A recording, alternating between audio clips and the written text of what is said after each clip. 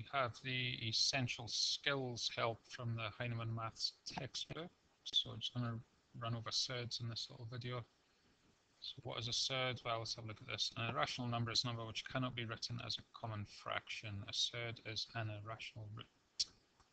So what numbers can't be written as common fractions? Things like pi.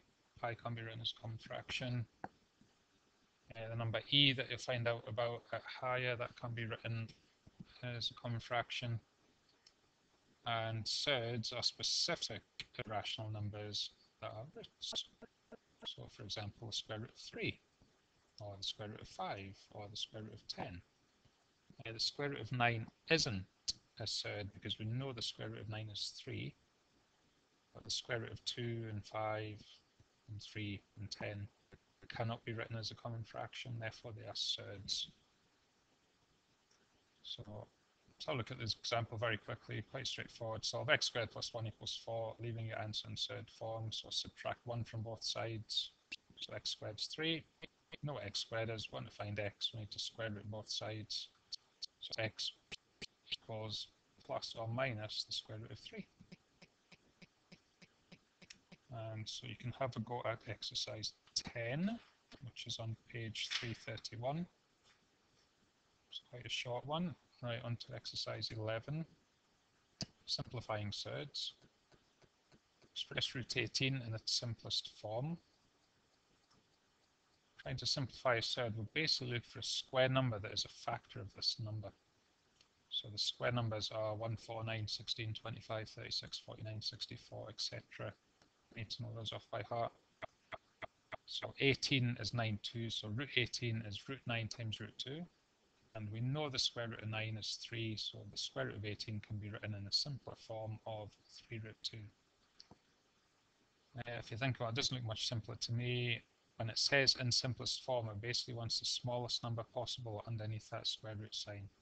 That is the definition of simpler form in this case.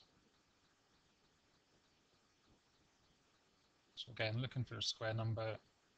So 9 2s are 18, so root 18 is root 9 times root 2. We know the root 9 is 3, so it's 3 root 2.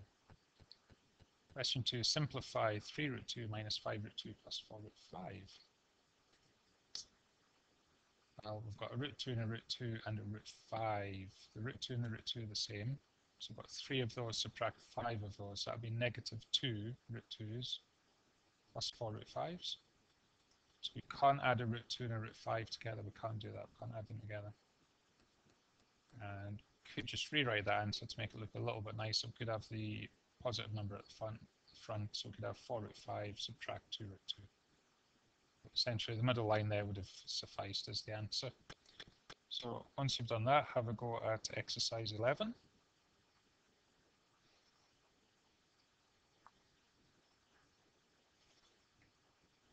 Right, multiplication of surds.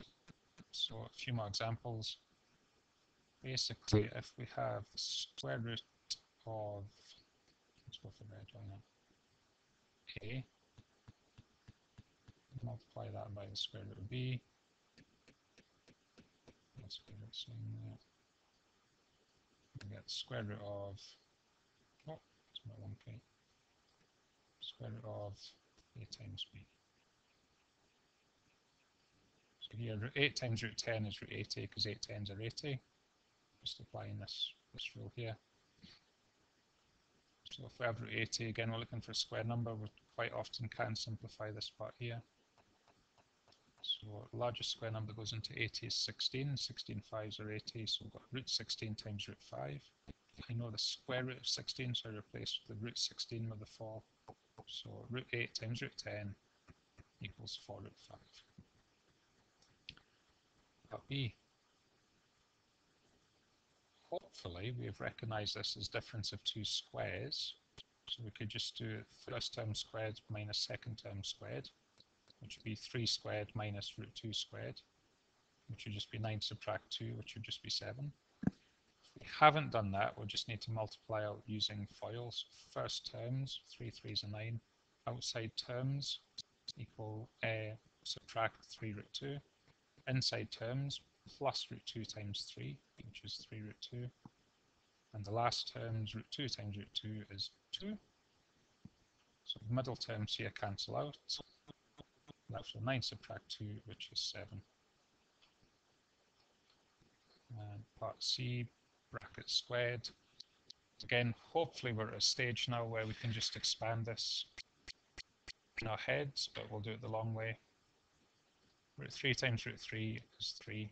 Root 3 root 2 is root 6. Root 2 root 3 is root 6. Root 2 times root 2 is just 2. So 3 root 2 is 5. We've got 2 root 6s, so that's 5 plus 2 root 6. But we've done it in a head. Well, we'll square the first term, that's 3. Square the last term, that's 2. Multiply these two together and double them, that's the 2 root 6. And I'll do the next one as well.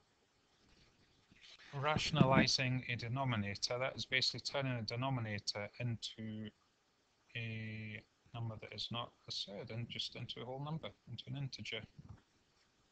So first one, express 5 over root 3 with a rational denominator.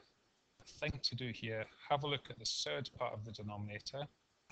Here we've just got a root 3, and multiply by that over itself.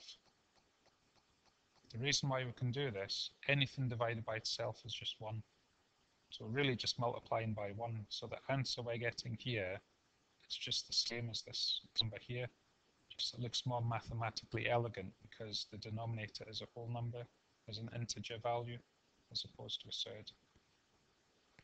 So again, have a look at the denominator. Here we have root 3, so multiply by root 3 over root 3. So we have 5 root 3 over root 3 times root 3, which is just 3. And that's us done. We've rationalized the denominator. We've made the denominator into a rational number. Right.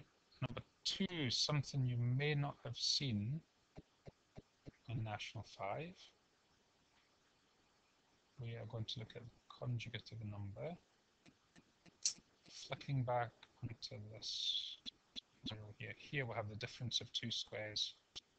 Here we're going to get this term squared, subtract this term squared, because these two middle terms cancel out.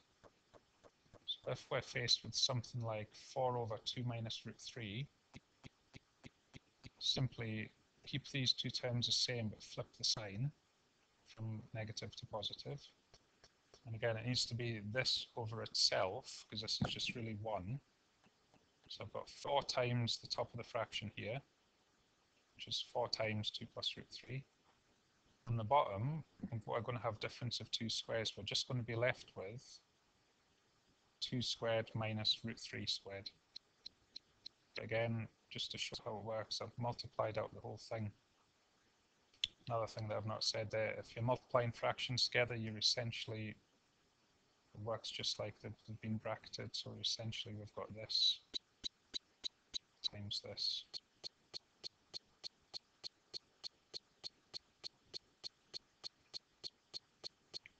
So again, the reason why we're doing this is just to get a rational denominator on the bottom, i.e. not a surd.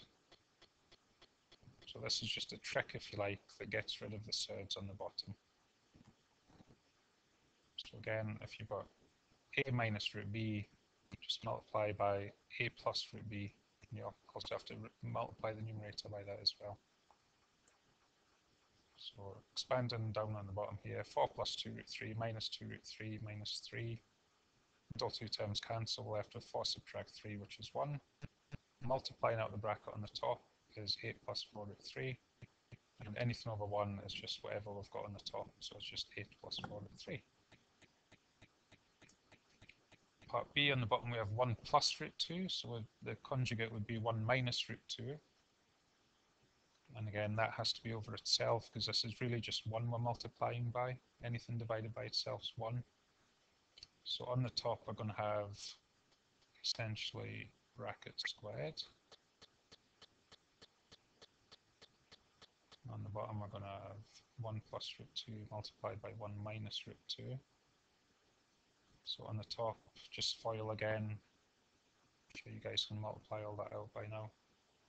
On the bottom, it's really just difference of 2 squares, so I know it's going to be 1 squared subtract root 2 squared.